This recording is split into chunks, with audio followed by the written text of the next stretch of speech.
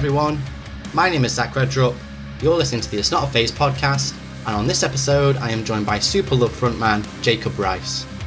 We talk all about their new sophomore album Follow Noise, where it picks up from last year's debut LP Colours, their quick output rate of material, making sure that keeping things fun is a top priority, mixing different sounds and genres, and loads more.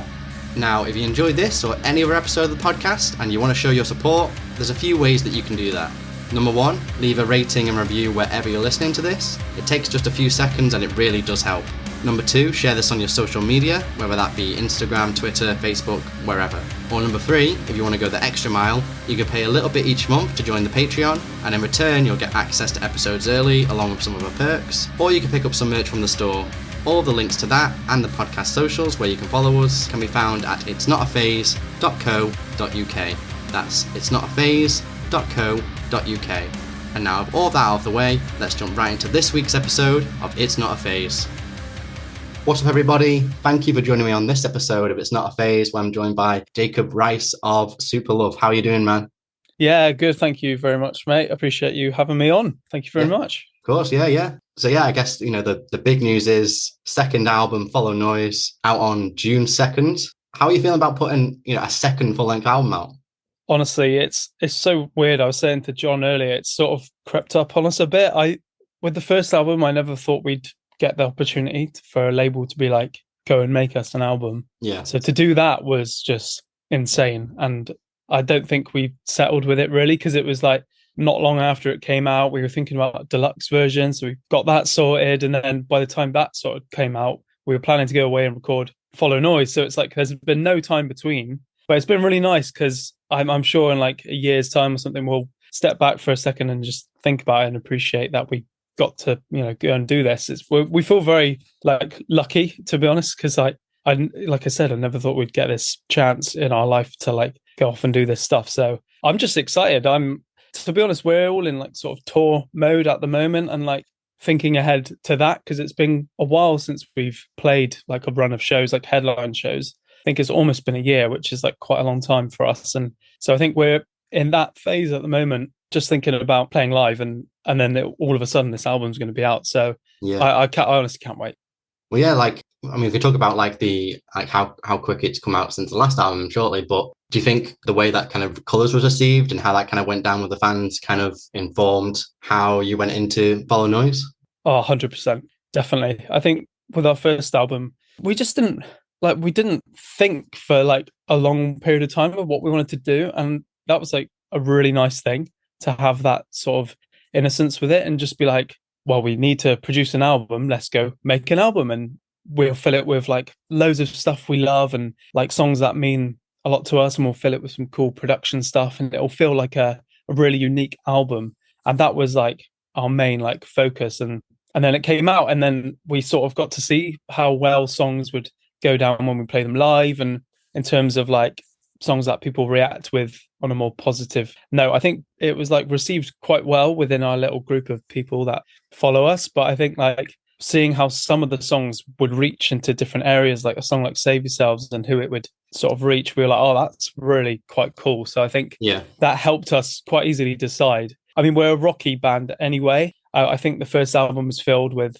lots of different stuff. That was kind of the idea, because debut album, we didn't, like I said, we didn't really think about it. We were just well, let's just fill it with what we love. And that's what we did. And it's quite nice actually to have such a short space of time between them, because we can react straight away off the first album. And I think we just realized we got in the practice room and we were well, this heavy riffy stuff, heavy stuff is fun, really fun to play live.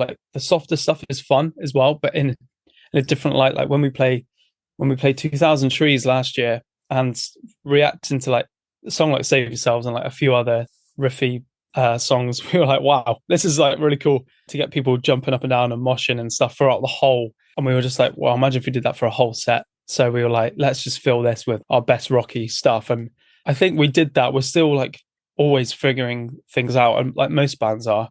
But it's definitely honed in a lot on this album, and that was the main goal, to just hone in more of a sound. Yeah, I think that's kind of the case with a lot of bands when they're kind of starting out, when they go for the the first album, it's not necessarily you're planning from the beginning that this is going to be an album. You're just making a bunch of songs. You eventually have enough that would make an album. You put them into this kind of collection of what makes the most sense. And then you kind of look back at it a little while later. It's like, right, well, this bit works, this bit doesn't. Let's next time around make it better. Let's refine it. Let's kind of filter out and cut out any fat or anything like that. Yeah, you're spot on, like absolute spot on. I think it's like thinking back, it's quite a hard thing to actually do, and a very few bands I think get their debut album right, and that's why we see bands like just get projected because they've like just smashed it straight away. But I think that's quite like a hard thing to do. So I appreciate a lot more of my favorite debut albums. I look back and I appreciate them so much more. Like one of my favorite bands, like Blink, their first few albums are just like mad. They're just like it takes them like Enema of the State until they sort of start refining things. Do you know what I mean? And I feel like that's like 3 albums in or 4 albums in for them. So but yeah, it is crazy. You have some bands like that. I mean, there's like kind of on the heavier scale, you've got a band like Ice Nine Kills, and I think they had like 6 albums before they even got anywhere. That's mad, isn't it? That's just madness. Yeah. And now they're like, I guess, one of the bigger metalcore bands going. Yeah. It's like it took them that long. Yeah, but it's good, isn't it? Because if they didn't persist, like we wouldn't have this music from them. So I think like a lot of this is like time and like dedication, and like can be like hard work at times, not like maybe physically, but mentally. So yeah, I'm glad. I'm hoping our plan is to just persist. Like we just love it. So we love being in the band, and like it's more like we're just hanging out when we do band stuff. It never feels like we're there for the purpose of writing songs, practicing the songs. It's just like we're hanging out, and there are instruments as well. So a positive there. So yeah, definitely. So talk to me about the album title, Follow Noise. Why that as the title? Why have you gone with that? That's solid question. And we've been just figuring it out since being asked it, since revealing the title. We've been asked this question, and it's like we never really, with Colours, like it wasn't a big concept album. It just sort of started to make sense as it was coming out, if you know what I mean, for us. So like Colours with I imagine like the color wheel and the broad spectrum of like colors, and each song is like just so different from the last. Like so that was like the sort of concept, but that became realized after. So with Follow Noise, I think we're still realizing that right now, which is quite a fun thing. You sort of, people would bring stuff up and you're like, oh yeah, that does make sense. I'll use that in future. But the title came from John about 4 or 5 years ago when we started the band, or when we met originally to like start this band. It was like a band name. John was like, I've got this band name, I've got this band name as well, what do we think? And we obviously went with Superlove, but Follow Noise was a band name, like all lowercase with the colon in between and all that. And I think what we said at the time was, well, let's shelve that, and it can be an album title one day. And so after Colours came out, we're like, second album, Follow Noise seems right, following on from Colours, and it's like noise as in like it's noisier, like more guitar, bass and stuff like that. So I think that's my loose understanding of it, linking it to the album at the moment, but I think it'll adapt as it comes out and people react off it. So that's exciting. I'm excited for that. Yeah, I guess as well, because I think you guys because you do dabble in like a lot of different sounds, but I think as a very like refined name, you kind of call yourselves noise pop. Is that right? Yeah, that's true. Yeah. And then I guess you could also say, because you dabble in all these kind of different sounds and you don't have a genre really, you're following noise. Like that's where you're going. Like you're not like following genres, you're following just noise, seeing where it takes you, I guess. I love that. Like you've just like that's so cool, because you've just always proved the point as well, like having these chats about it and stuff, and like you sort of realizing, oh yeah, so I'll use that if you don't mind. Take that. That's really cool. No, that makes perfect sense. And I love figuring these things out after it's all done. Like we don't go in with it with like a big old concept and figure it out after. So I love that. That's really cool. So I mean, bands often can refer to the second album as the difficult second album, but I mean, would you kind of agree that was the case with Follow Noise? Or I mean, from what we said earlier, it sounds like you kind of found it a bit easier maybe than the first album. Or true.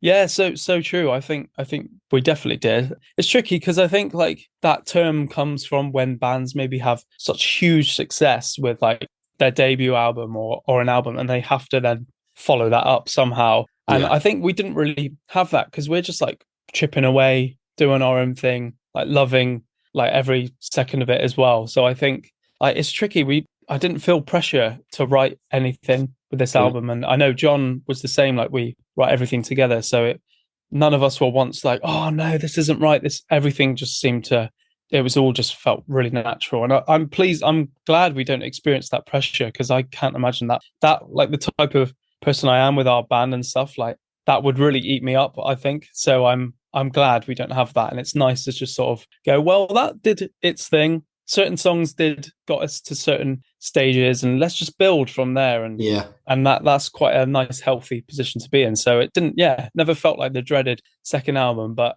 I'd like to have a dreaded something album, because that means one of them would have success, like huge success, if you know what I mean. So maybe this one, who knows? But yeah.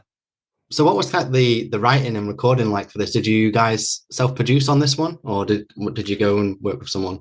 Yeah, it was very similar to how we made Colours, because that just felt that for us is the easiest thing. Yeah. You know, it's not hard. We don't go to a recording studio and have that big, you know, the pressure of looking at the big mixing desk and all the microphones in the live rooms. We don't have that. We recorded it in a house in Kent.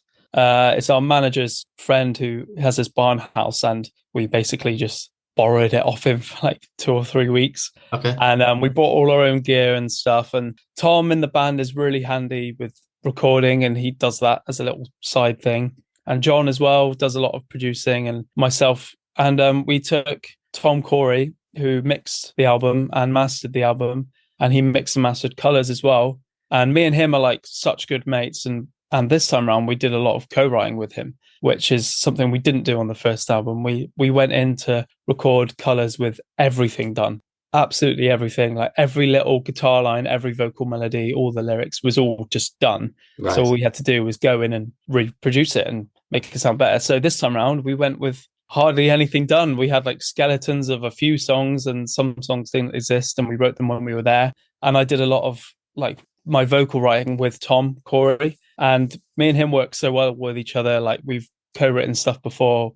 So that was just really fun. That was just like fresh. And I feel like we got the best ideas out of it. And he really helped, like with my lyrics and stuff on the first album. A lot of the time it's very conversational and just sort of like, I'll jot that down. That feels right. That's all good. And then I'd sing it and I'm like, that feels good. That's it. But Tom this time would be like, oh, maybe this could make more sense, following in and making it feel more like it's got purpose, like the song has got purpose as it carries on, instead of being like catchy and like conversational and stuff. It was like, how do we combine that stuff? So that was really cool. And to get Tom Hennessy in the band as well and involved in the production and the writing was insane as well. Like we were just like a little team. Like we would split off into twos. So Tom and John from the band would go off in one room and do some guitar stuff and some drum stuff, and me and Tom would go do vocals, and we'd write vocals in the kitchen because we're in this house. We wanted to like have the song playing in the background, and so we didn't overthink it too much. So that was cool, a little recording trick and writing trick to just have it playing and just sort of subconsciously sing or write stuff while we're making lunch or something. So that was really fun as well. So it was cool. It was the same house and the same everything, but it felt way fresher, which was fun. Kind of like a different process, but the same kind of environment then from what you're saying. Absolutely. Yeah. Because we've just felt so comfortable there. So we were just like, we have to go back. Yeah. So we mentioned there, Tom being in the band now, because I think from the last time you were just a duo and then now he's come in and you're a trio now. What was it like kind of bringing him on board? What does he kind of bring into the Superlove formula? I say this, like, I've never said it to his face, but like we're so lucky to have him like in the band. Like he's from this area as well. We're all from like down the road from each other, which I feel like can be quite a rare thing nowadays because of obviously like writing over Zoom and like meeting, online and stuff like that. I feel like we're quite lucky. So for him to just slip in, he had this like practice studio in town, which he rented out privately, and we just sort of like got in on that as well. So he brought that to the band, like a place where we could have all our equipment and it's all ready to go at all times and we can just dip in and out whenever. So that's a big advantage. And like his knowledge on like arranging songs and like production as well is just insane. So it was just like so natural. And we knew him before. He wasn't just some guy we met. We like knew of him. Right. So it was really nice to like become like really close mates, like after knowing each other from a distance. So, and he's just a great laugh as well. So that was the main thing for me and John. We just got on with him like as soon as we started getting close, we just like got on so well, and we're like, well, this is perfect. Like it was almost like the drumming was second. Like he's such a talented drummer, but that was like our secondary. I don't know, that's what we looked at after in a way. Yeah. We knew he could drum. We didn't just get some guy we liked, but yeah. So we're very lucky to have him, and he just slotted in perfectly. Yeah, I mean, you want the band to be successful, obviously, but you also want to actually enjoy doing the band. Otherwise, what's the point? Yeah, absolutely. You want to be having these moments with your like best mates, don't you? Because it's like that's what makes it all fun. You can get excited together and stuff. So yeah, this was good. So we kind of look at your output rate as a band so far. So I mean, I think your self-titled debut EP was 2020. Then you had But for the Moment EP in 2021, Colours in 2022, Colours Deluxe later in 2022, and now Follow Noise in 2023. Really quick output for a band. So I guess my question is, how? That's really cool. I've never had anyone say that. That's actually cool. And to like list it like that is a bit mental because you don't forget, but they were just so one after another. I think the biggest thing we have is like I have a space where I can record vocals and like bass stuff and like guitar stuff, and I can just do that. So does John. He has like it's a very similar setup, and it means like But for the Moment EP, we recorded it remotely and then sent off all the little bits to Tom, and he mixed it and sent it back. And when we write songs, we kind of write as we're recording anyway. Right. So a lot of stuff on Follow Noise was like I've got guitar parts on this album which were from my demos, and I'm not even like a proper guitarist. I wouldn't class myself, and that's like speed. It doesn't speed up the process, but it kind of just like helps move everything along. And John's the exact same. It's just so everything just gets moved along so quickly. We write at such a rapid pace. I think we've been writing stuff like with the last 2 weeks anyway, just for the future. I don't know, maybe a deluxe of color. Yeah, literally, just for a laugh. But yeah, we've been just writing stuff. I just do it all the time, and I think that's probably like the biggest thing for us individually of this band is like being able to write songs together as like a duo and like produce them to an extent together as well. And that's like one of our biggest goals is to like write with other people and for other people. So that's always been a main driving point. So it just comes so quickly. Like we're almost like on the exact same wavelength with every little decision. It just makes life so easy. And that's probably why we've fired out maybe too many songs. I don't know. People are like, what are these guys doing? What? Take a break. I wouldn't say too many songs. I mean, like, especially in like today's age, right? You've got to put out content all the time because people lose interest really quickly. And 100%. I think what also helps you guys is the fact that you do dabble with all these different sounds. It's not like you're regurgitating the same song over and over again. That's cool to hear. On the two albums, like you could listen to one song and then it definitely doesn't sound anything like the next song, which is refreshing. Yeah, I'm so glad that comes across because for me that keeps things interesting as well. Like my favorite albums are ones that keep me going and keep me guessing. Like they just keep me going like, oh, what's going to happen now? What's going to happen now? But it always seems to hopefully fit under the same roof. But it's just, I think I'm glad that just comes across. Like so happy to hear. Do you ever get like writer's block with that, putting so much stuff out? Does it ever just kind of get to a point where you're like, you just kind of burn out, you're exhausted or anything like that? That's a good question, actually. Never been asked that. I think instead of writer's block, like for this album, I was writing songs like every day, but it just means that only like 10 of them are going to get used. So like, I could have like 40 or 50 like songs or song ideas. So I don't think there's ever a moment where I'm like, oh, I can't write anything. It's more of a fact like I can't write anything, not good, but that I feel could be used, if you know what I mean. Because I'm like, not saying like all my stuff's good. I just mean like, I don't know. It's tricky because I do it in phases as well. Like I give myself a break from doing it because I wrote so much for this album and only a few songs get used. So I'm just sort of like, well, I'll take 5 minutes out and then we'll start up again. So it's less writer's block, more just like, just trying to find ideas that fit with each other. And I mean, you mentioned that there, because you do kind of experiment with all these different sounds, and sometimes you get like 4 or 5 different genres kind of weaving into each other within one song. Do you ever, like, when you're writing, does it ever get kind of difficult sometimes to marry things up when you want them to? Yeah, definitely. It definitely does. And I feel like the ones that we've stuck with, they're ones that like make us laugh in a way. Like, so like Wanna Love You on the first album, that like little dance break bit, that just made me and John laugh so much. So we were like, well, that's going in. So it's more like, yeah, it's hard to get it to gel sometimes. And we're pretty honest with each other. We'll just go, no, that's not happening at all. We'll just go, nah. And then, but as soon as something like makes us like laugh or something like that, then it goes in. So on Follow Noise, there's Upside Down, that breakdown bit. I mean, that's one of our more experimental type tracks on the album, I feel. But like that, when John played me that breakdown after that chorus, I just laughed, and he was like, well, that's going in. So things like that happen. But yeah, it can be tricky, and I feel like sometimes maybe we should tone it down a bit, but I don't know. It's just fun. You got to be bold and adventurous. Yeah, stick out. Yeah, it's true. Yeah. True. Maybe stick out for like the good reasons. Yeah, definitely. Yeah. Are there any kind of styles that you've wanted to explore a bit more, but I guess you just haven't found the right song for it yet, or you have given it a go and it just really doesn't work? That's a solid question, because in my head I feel like albums are good when they've got a ballad on them or an acoustic track, and then like an outro type emotional like do you know what I mean? So I mean we've done that, but to do like a really, really heavy song, like maybe not even with any vocals, just like really heavy instrumental, like would be next on our list. I think we're getting there. Like in practice, when we're like just rehearsing and messing around, we always end up playing some like just really heavy stuff. So I feel like even heavier, maybe like almost where it's almost like a metal song type thing would be quite cool. Would be just fun. I think that we'd do that for us though. But who knows? Like I'd love to do like a country song, because that'd be funny. But maybe not on an album, but just like a little B-side throwaway thing would be really cool just for us. But yeah.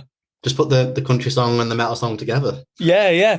Just run a banjo through like a amp or something like that. Crank the gain up. Yeah. Just have fun, and then see what happens. Well, I believe the song Easier on the album, I think you said that it's kind of like it's been in the vault in one form or another since like 2019, which I think predates even the first EP. What was the original version like, and at what point did you kind of finally click and make sense to kind of finish the song and be like, right, okay, we can put this on an album? Oh, that it was, well, the original demo I had was a bit slower and a bit more like emo-y. It felt like a bit darker and it had a lot more synth stuff going on back then, but the chords all like stayed the same, and like the rhythm of the chords and stuff. I think the thing that changed was we had, around about that time, we were writing like stuff for Colours as well, and it just sort of felt a bit similar to a few songs, the original demo. So but I had the chorus was the same. So when we were writing for this album, I was like, I'd love to just revisit that, because our manager Chris said at the time, he was like, you need to make that a song one day. He's like, that out of all your songs, he's like, I'd love for that to be a song. And we were like, you know what, yeah, sometimes quite nice to have someone tell you what to do with this sort of stuff, because you go and do it and you want to prove to them, you know. So we revisited it, and I like the tempo we lifted up a bit, and like added some saxophone, like programmed into a saxophone line for my friend Tom to play, and yeah, it just came together really quickly, and me and John were like, this feels perfect, this feels like a complete song. Like we fiddled around a bit with the melodies, but it's all in all, it's very similar to how it was the first time round, but just needed a bit of shining. Do you know what I mean? It was a bit like just needed polishing up and stuff. And it's funny because I said to John, like, I'd love a guitar solo in the song, because we only have we've done like 3 guitar solos, and they're always fun. And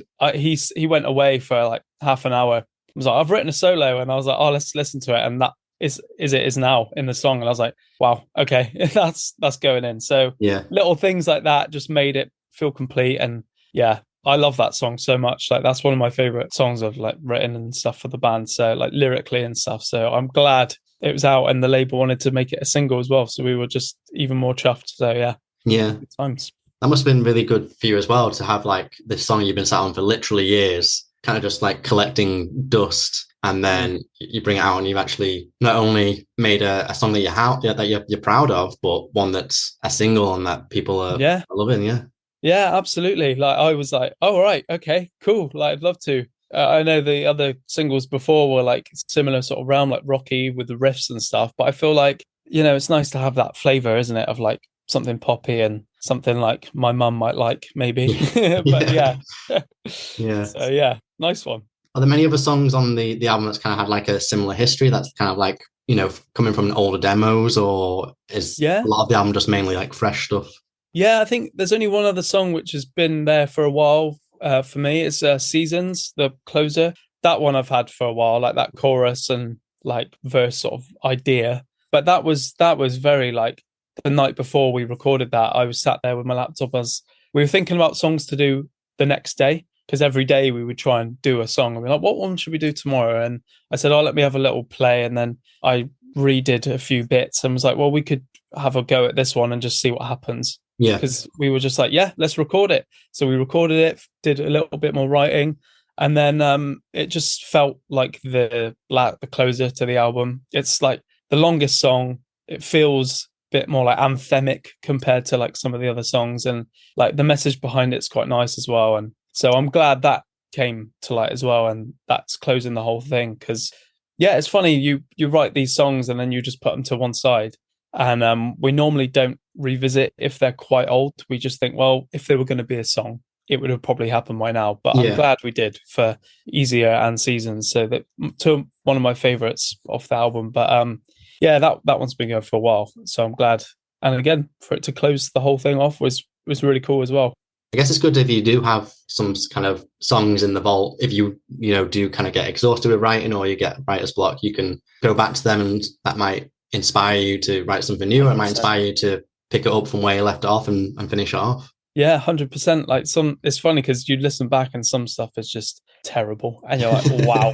And you have a laugh about that. It's quite nice to reminisce. So you think, wow, what were we thinking? But then sometimes you click on a little link and it might be like, wow, maybe we should make that a song. And I think that's what happened with Seasons. So we were like, cool, let's do it. So yeah. Well, not only do you dabble in different sounds, but for the video for Easier, you dabbled in kind of different music video styles as well. What was the shoot like for that? Yeah, it was fun. It was so stupid. Like, I think it was over 2 days, and we've only ever done our videos before in like one day. Just try and just get it all done, smashed out. It's quite nice, really, because for us, like, we don't have an aesthetic. And like when we started the band, we thought maybe we should have one, because I feel like that was a kind of a thing at the time, especially in like 2019 and going into 2020. A lot of bands like were like they based their thing around an aesthetic, which I think so clever, and like I could never do that because it involves so much thought and behind like the songs and stuff like that. And I feel like for us, like I said before, it's all fun. Like we love doing this because we have a laugh and it's fun. So with our videos, we're always like, well, if we're being sent off to go make a video and we've got like the X amount of money, like let's go and have fun. And so my idea was to like, because in one of the lyrics it says about like be someone else for a while. So I was like, well, how can we make that sort of fun? So that Blink-182 All the Small Things video was like my main inspiration, how they like dress up in like different music video styles. And I think let's just do that, but make it ours. And it was fun. It was just fun. That just sums it up. It was just stupid and fun. And I think it gave us like a bit of confidence to out in public, not be too worried about what people think what we're doing, because some of it was shot in public and we were just like, let's just get on with it. But we had such a laugh doing that. So I think we'll hopefully do it again, something similar. Yeah, it's funny you mentioned the All the Small Things kind of inspiring it. When you mentioned the label giving you money to make a video, when you said that reminded me of the Rock Show by Blink, when they at the start of the video, like the label's giving us money, so we're just going to go and drive around and do whatever we want. Yeah, I love that though. I love it when people are like, they're just like honest about it. And I think Blink are like, because they're one of my favorite bands, like I love their attitude. So to like do that in our way on such a smaller scale, but it's just fun, isn't it? Like music videos are a laugh anyway, because like you're miming your song in front of a character. Do you know what I mean? It's silly anyway in a way for us, so that's what I think. So why not have fun with it?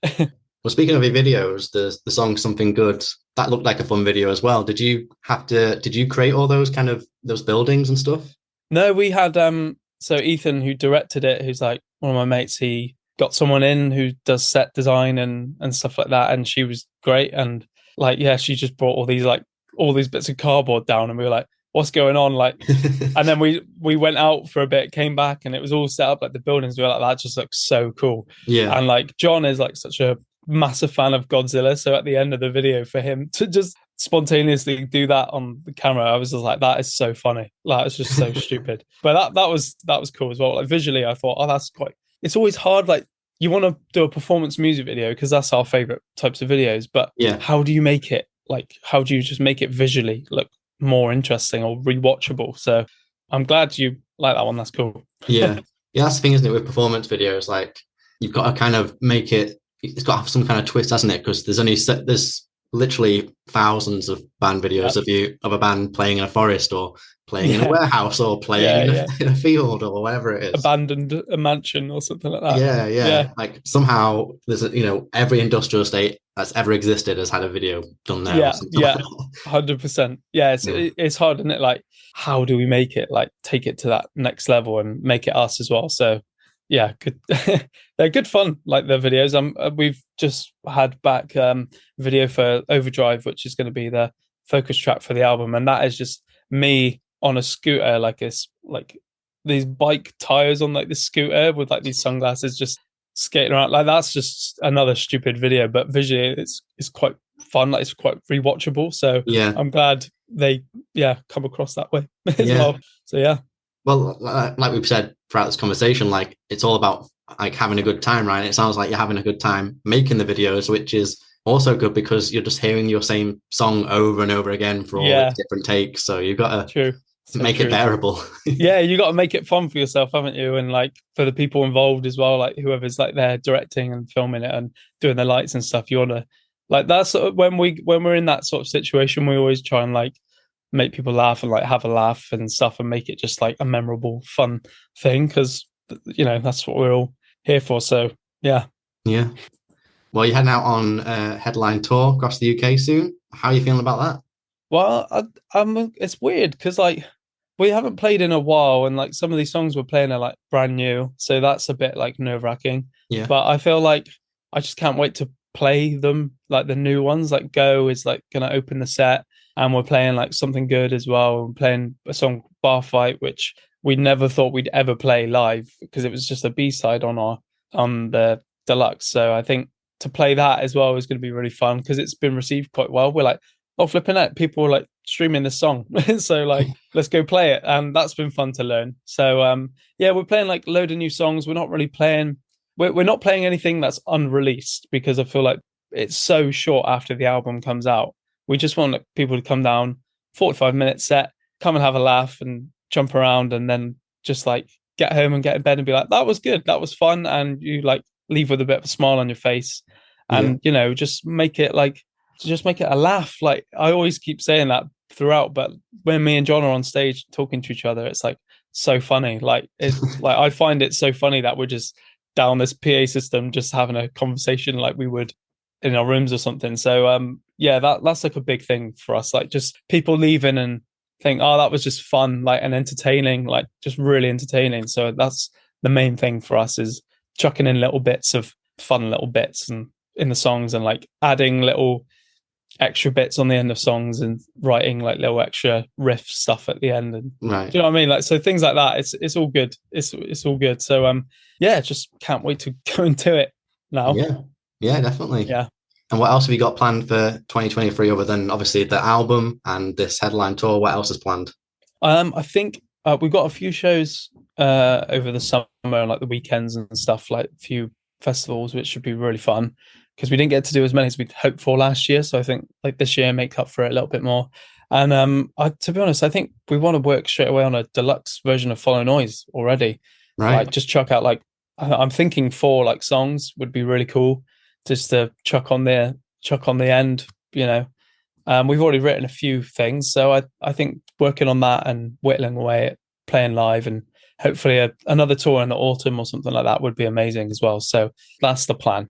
But I just can't believe it's coming out next week. It's a bit mental. So hopefully it goes down well. We'll see. I'd be very surprised if it didn't go down well. So try not to worry. Yeah, cheers, Zach. No worries. Well, yeah, thanks very much for taking the time out to speak to me. My pleasure. best of luck with the new album before I let you go and enjoy the rest of your day and the bank holiday weekend. Yeah, yeah. Have you got any final words? Anything you want to say? Anything you want to plug? The floor's yours.